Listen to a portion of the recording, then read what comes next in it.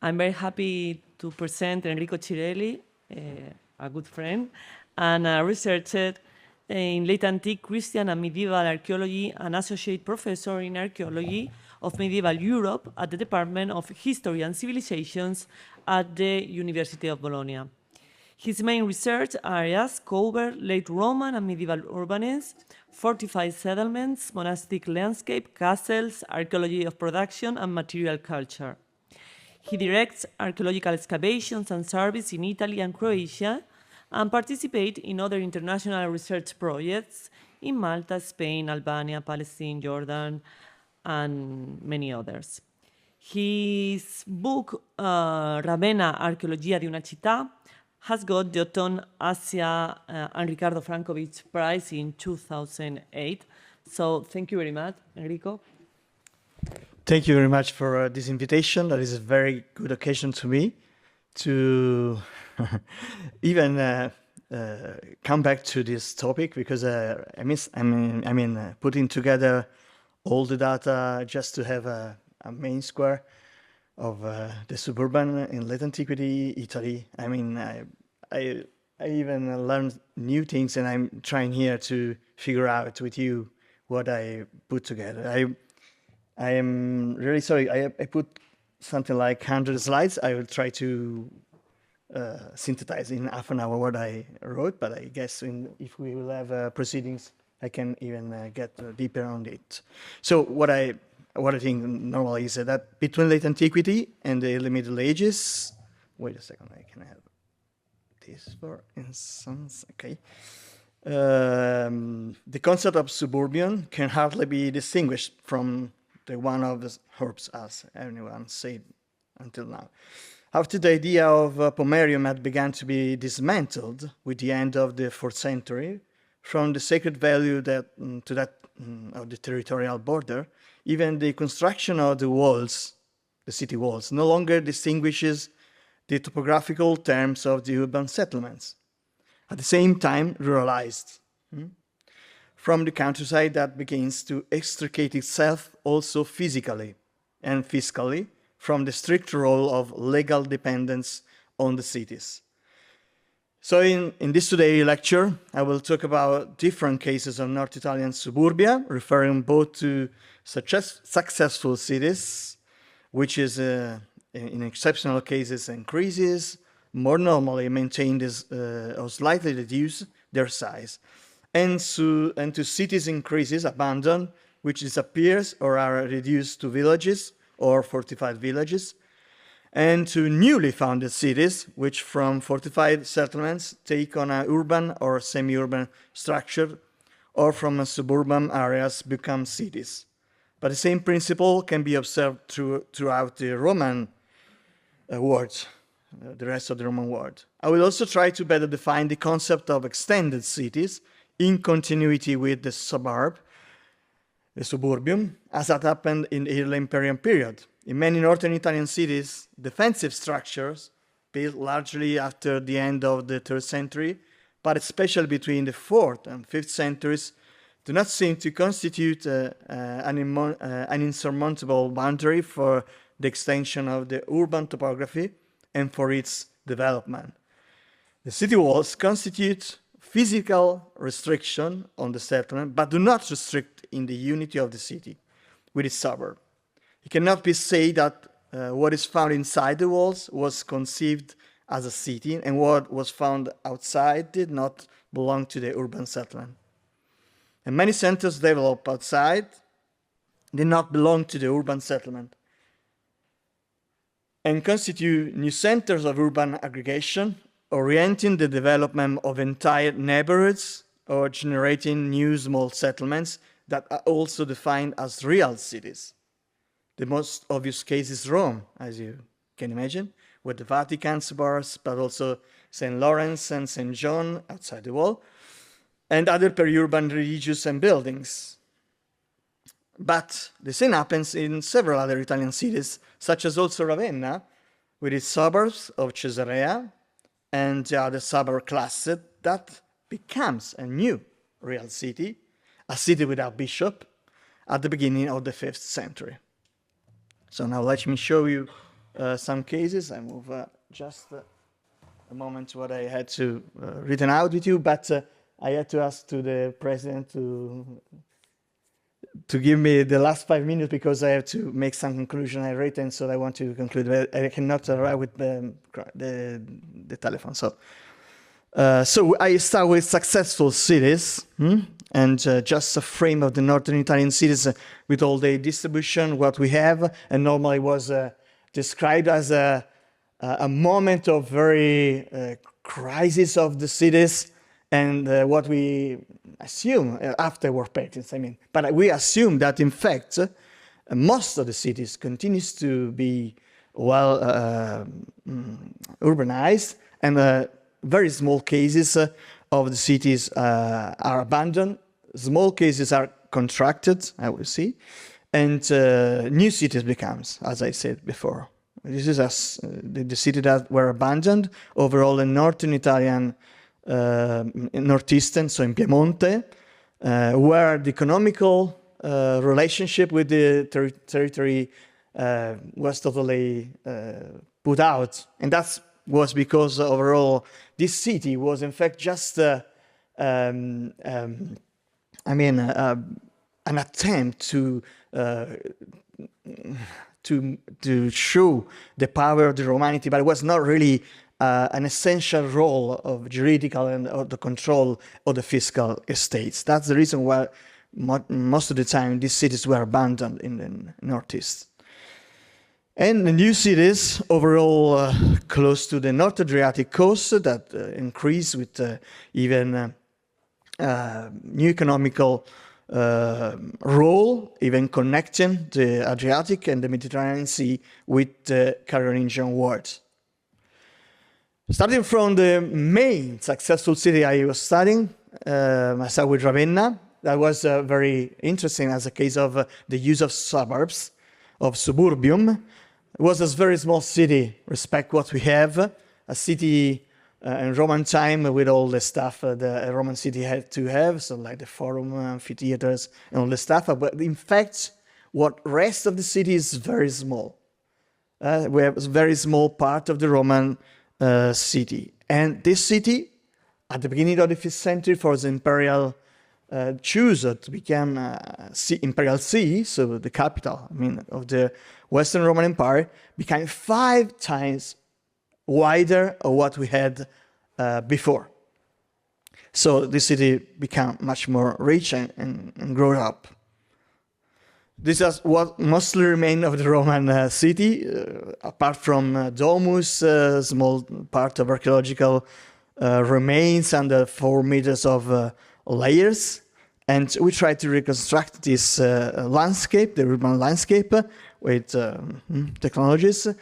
And I must say that in the 2nd century, what was the earlier oppidum, a small square city, started to be much more wide, more than the 1 kilometer outside the Pomerium. What we have is an enlarged city in the 2nd century until the 4th century. The role is played by the port, the Augustan port, that in fact was one of the most important ports of the Mediterranean Sea after Ottaviano, and was an incredible construction. Was compared to the Alexander's Light Tower for the huge stuffs and structure. You can imagine what was hosting something like 350 ships.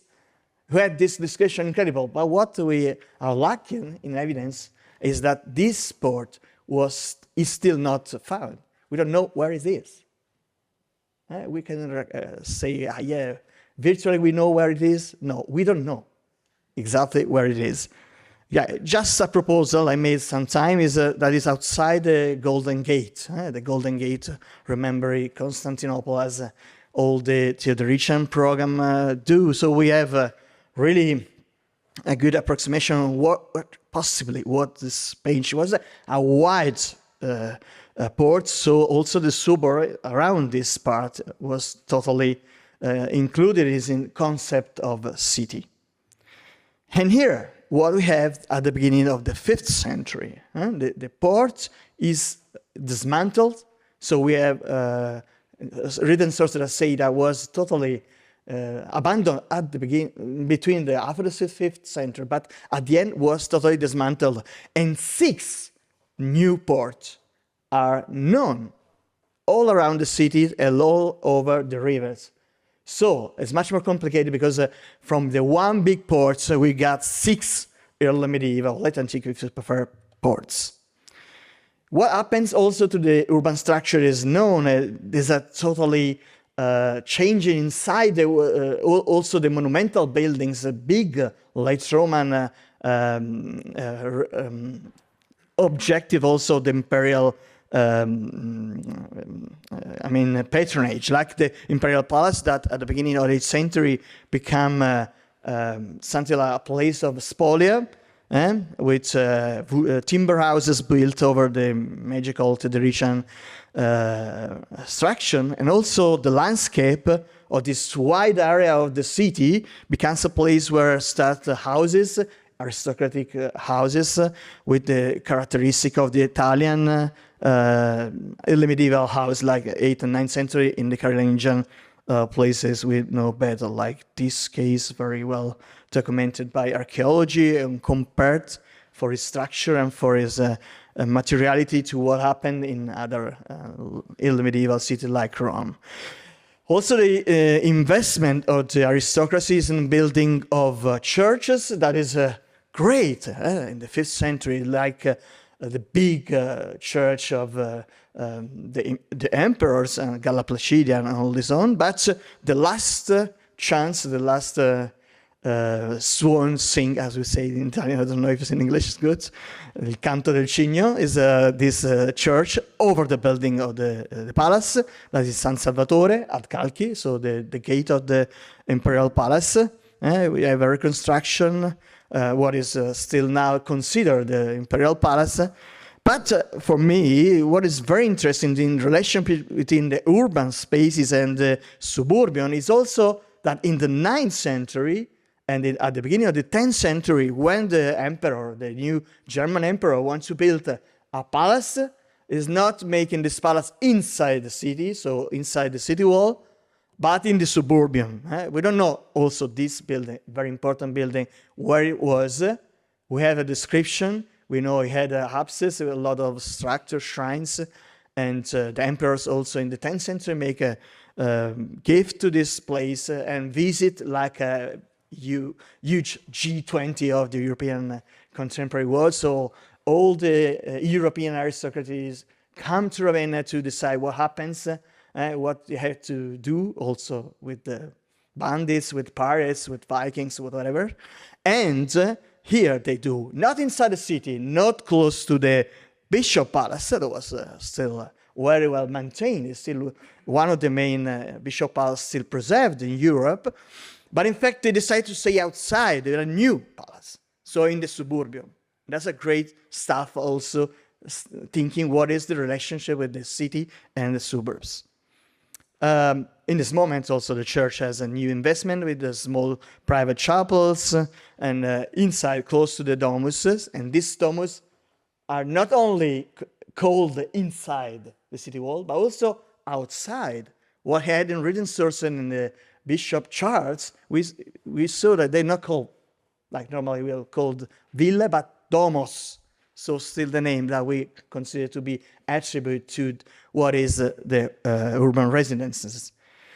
What play a role of interchange between the inside of the city and outside is also the comparison of monastic buildings, considered deserted places, but in fact mostly inside the city, but also outside, and a city of islands, as well described also by Laura Olmo yesterday, that are all put all around the main churches, the parish church, and also the same in the suburbs. Okay, we have this role played by numerous churches, and what happened also to classes, something that is very important to know. I will make some note if I have time also in this lecture.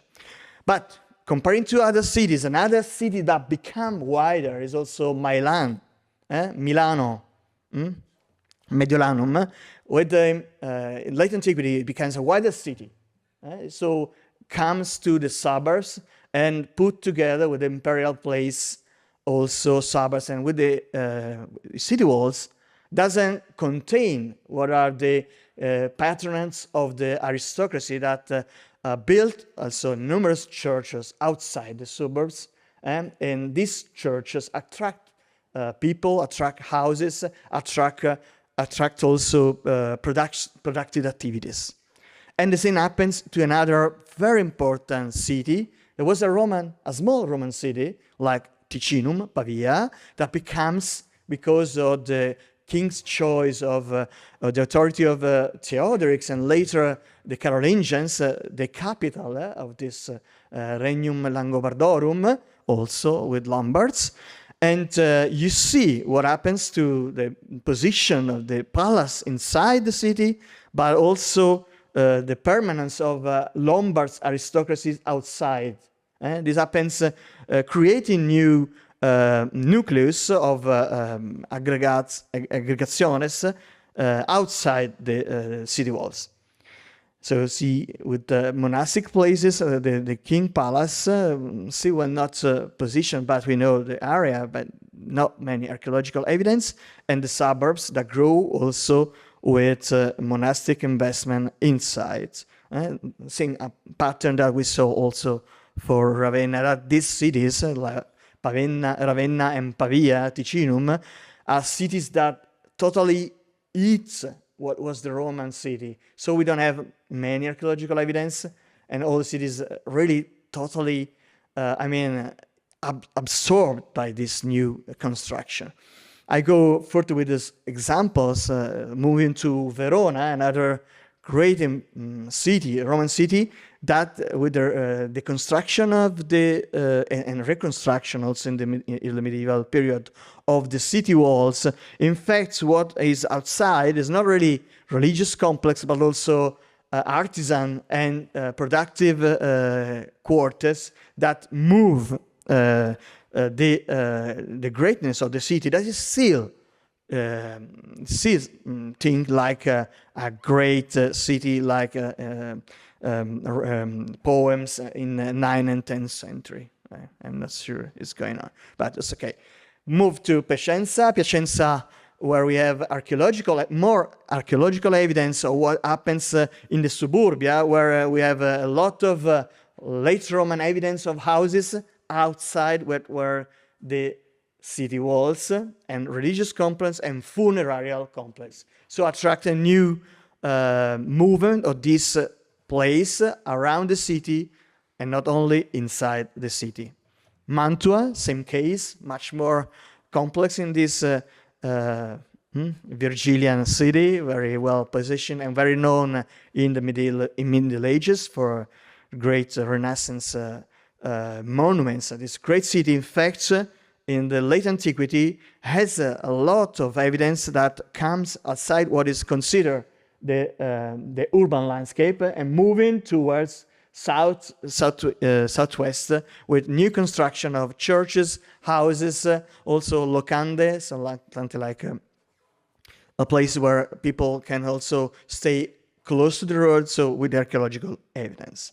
So this city in crisis is just a concept that is emphasized by historians, also late antique historians, but in fact, looking archaeological very in depth, in fact, what we see is a changing city with rural places inside the city and what is considered urban parameters, patterns, also in the suburbia.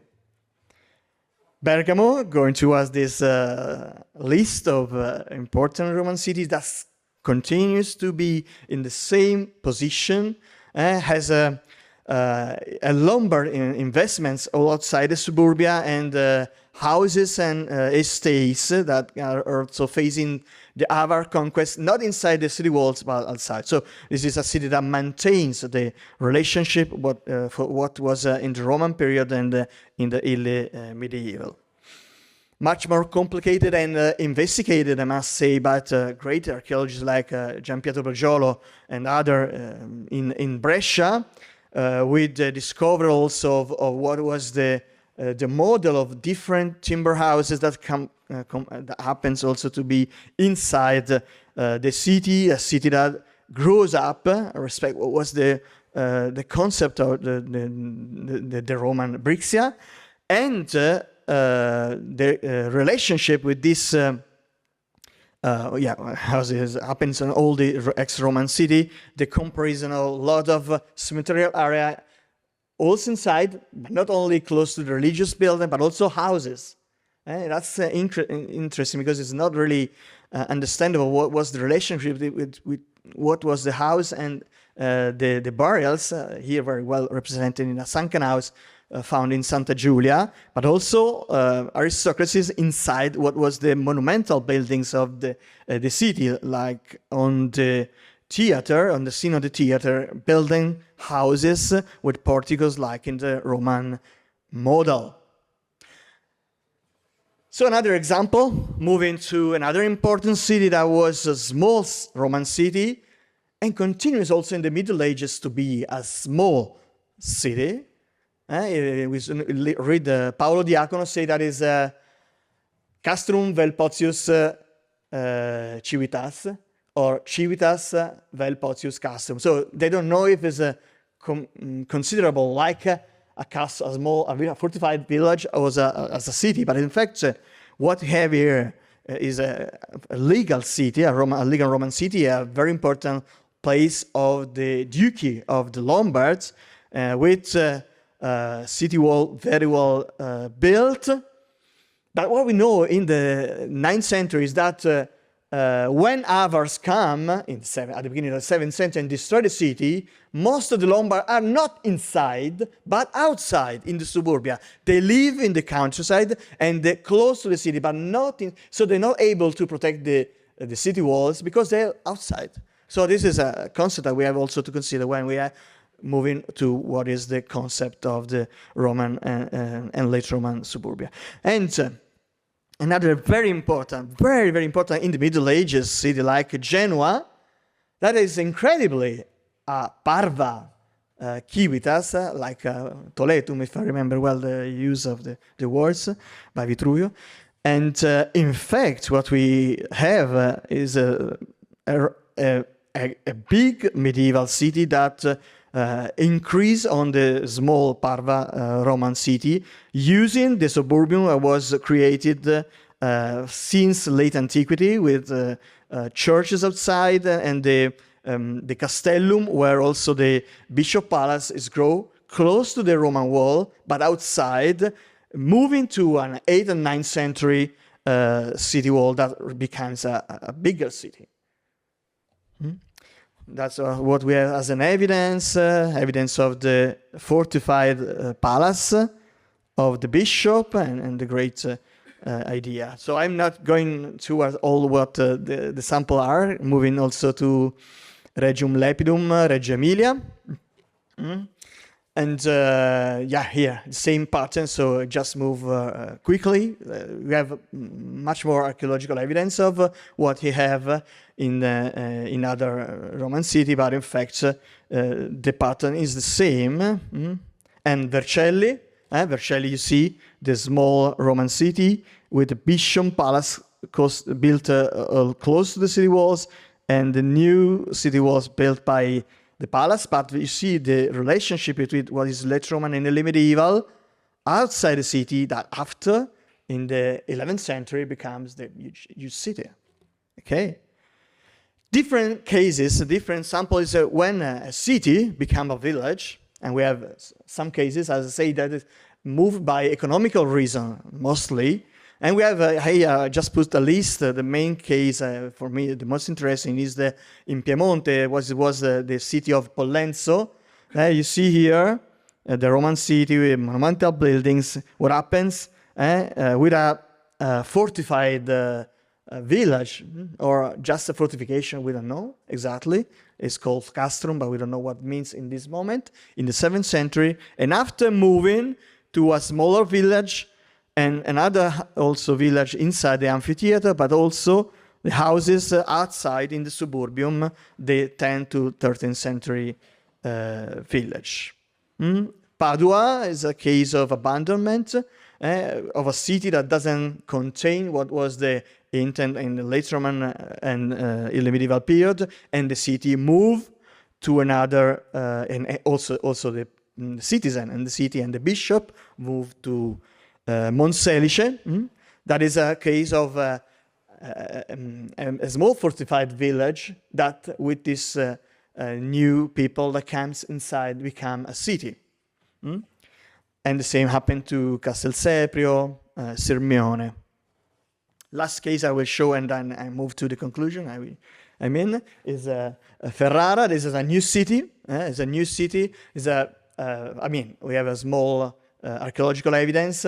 For Gellichi, no archaeological evidence, but for someone like Stella Patrizio-Geri, we have, but she doesn't have shown. But we have later written sources that say that the city, there are a small presidium, so a castrum with a dux, so Byzantine if you prefer, but a Roman magistrate that create like a presidium, a castrum, that later slowly become a city, but also in the 6th and 7th century, mostly the most important evidence are outside the walls of the supposed 7th century village. You see here the dots that show archaeological evidence of the 8th and 9th century houses and 8th and 9th century churches. So outside what was the, in this case, not suburban, but the outside place of the castrum.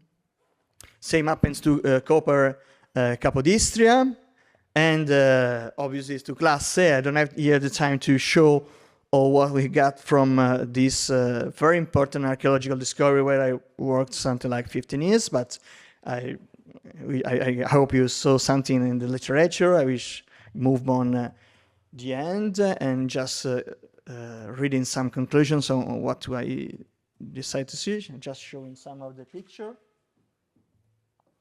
I know I have sunken houses, what you have. Sorry.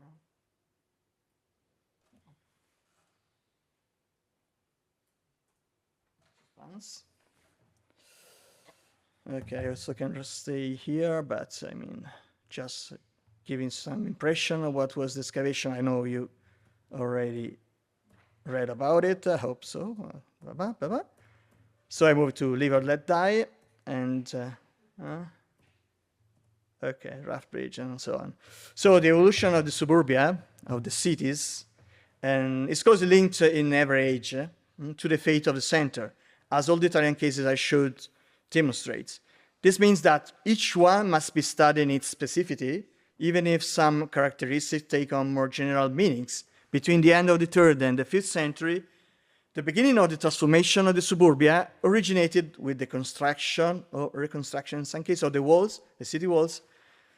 So this is an initiative determined by real condition of danger. The barbars or the Christians, I don't know what you parent, often carry out in emergency condition, recovering materials from necropolis or public buildings. And the construction of the city wall has 3 possible consequences. The first is the reduction or contraction of the urban nucleus with the abandonment of the suburban residential areas, in some cases already from the end of the 3rd century. In Merida and Tarragona happens the same.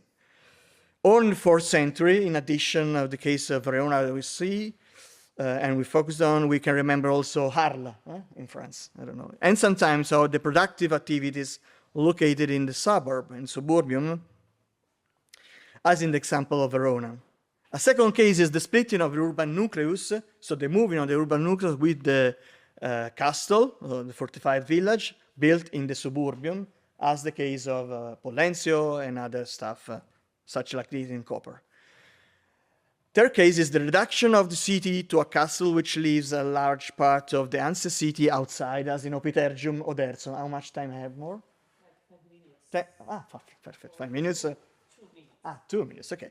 So in the layout, the wall suddenly marks, so if the layout of the wall suddenly marks the destiny of a city, another element destined to characterize the new city over a longer period of time is the progressive construction of a new topography. Someone call Christian topography. I don't like this term, but you can imagine why. A complex phenomenon that has often been simplified into a dichotomy between an episcopal center installed inside the city and suburban funerary churches erected in Roman funerarial area or necropolis. And decentralization of functions, such as the religious function, welfare, economic, sometimes even political, at a particular suburban ecclesiastical monument, like the Carolingian San Zeno in Verona, following the model of San Martino de Tours or Vicus Christianorum. It's also a phenomenon that has been described in great detail by several scholars, so I don't get inside it.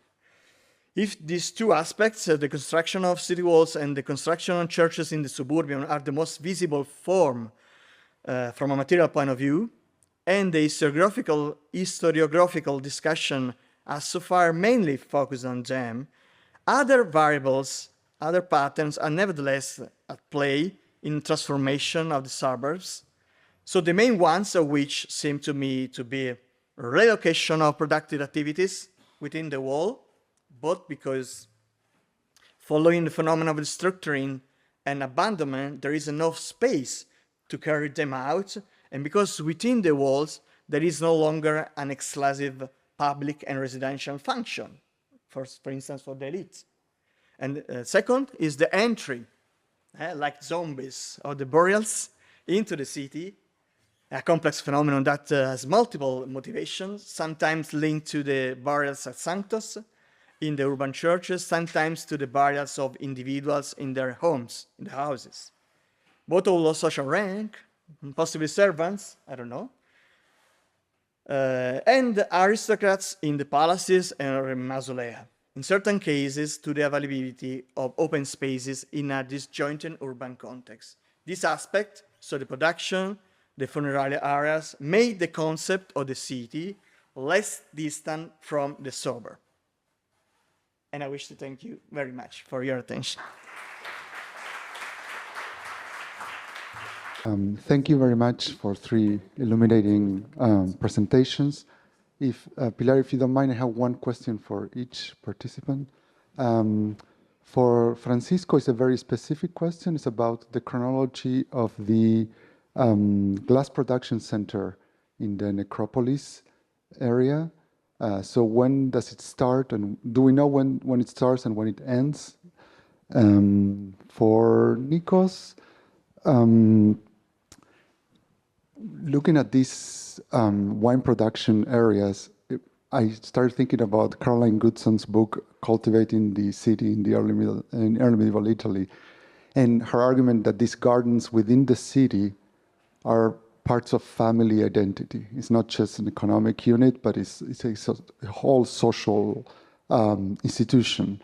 And I was wondering, because with wine production, one tends to think, right, this is very attached to family, like aristocratic households, right, production. And I wonder if there's a dimension of family identity in the construction of these wine production areas within the city. That once you start building one, there's sort of a competition, intra-elite competition, to emulate their peers.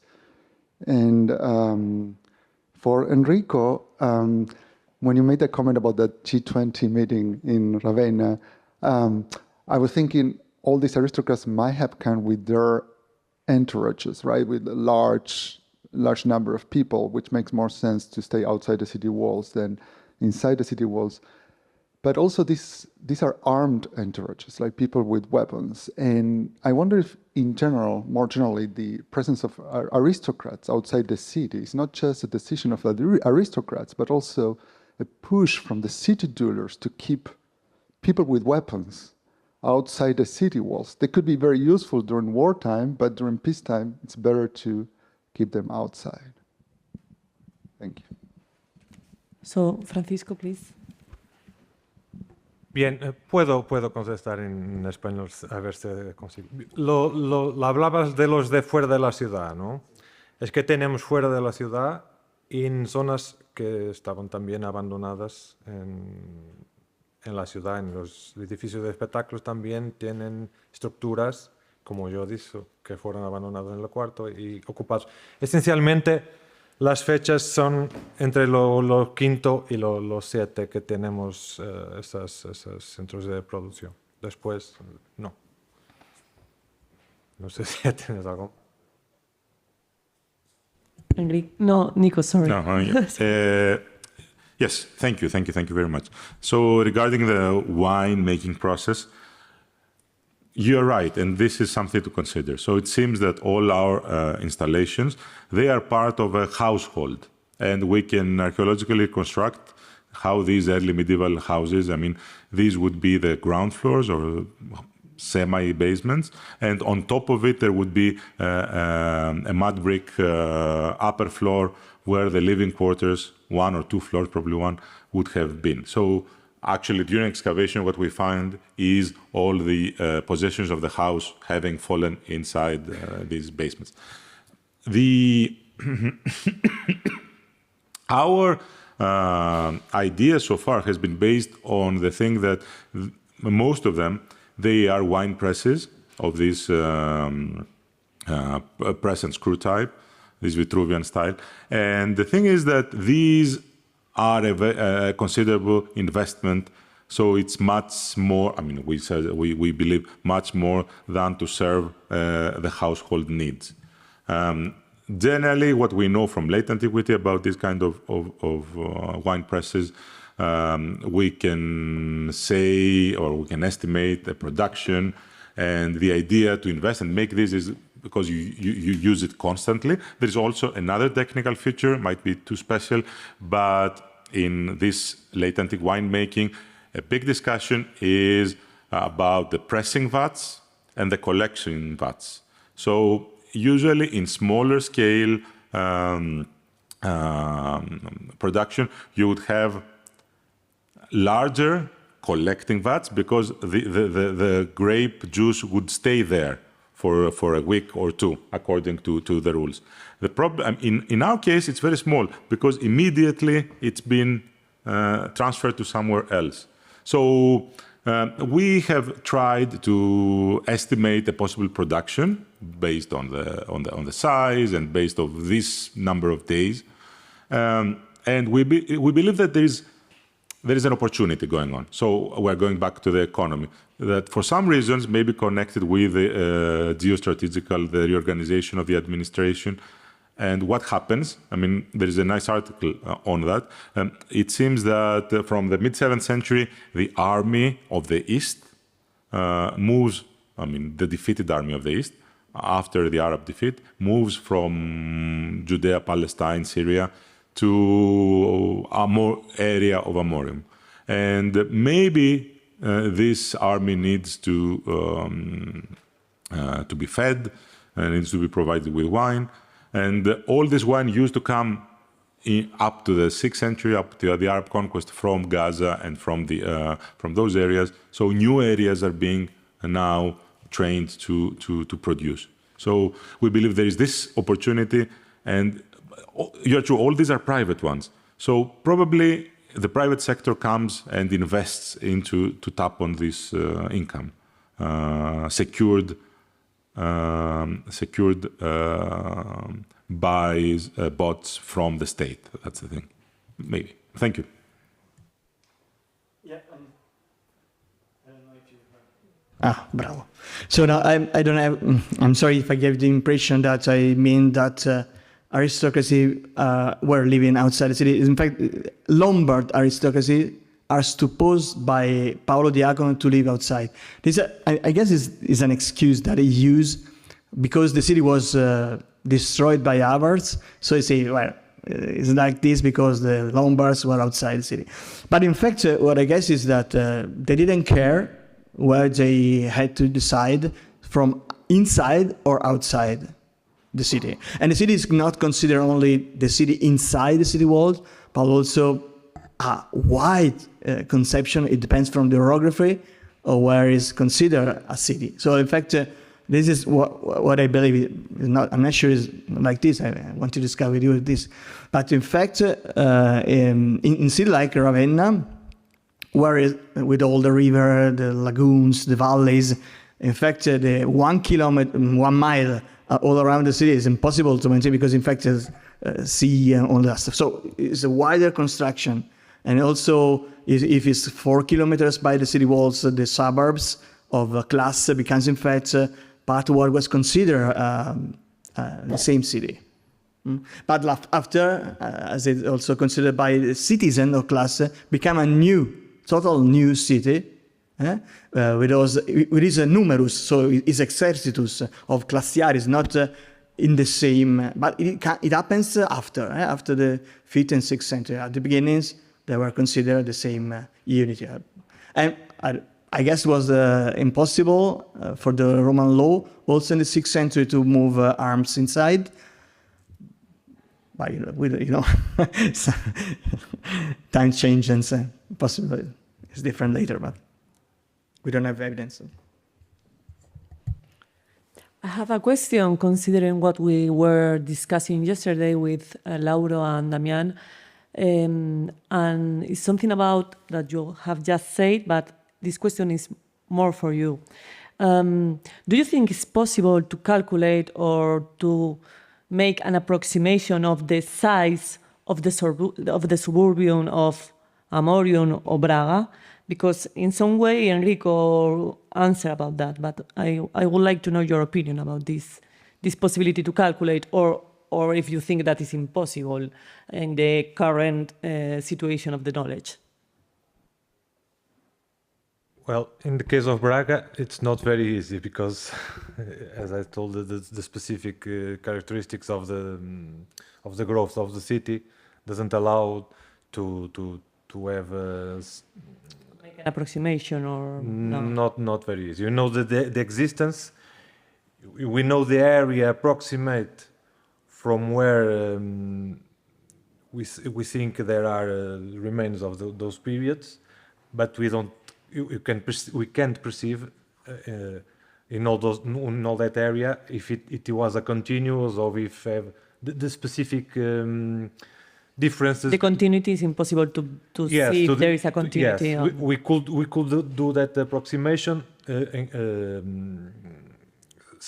calculating the area of the sites that we know that exist.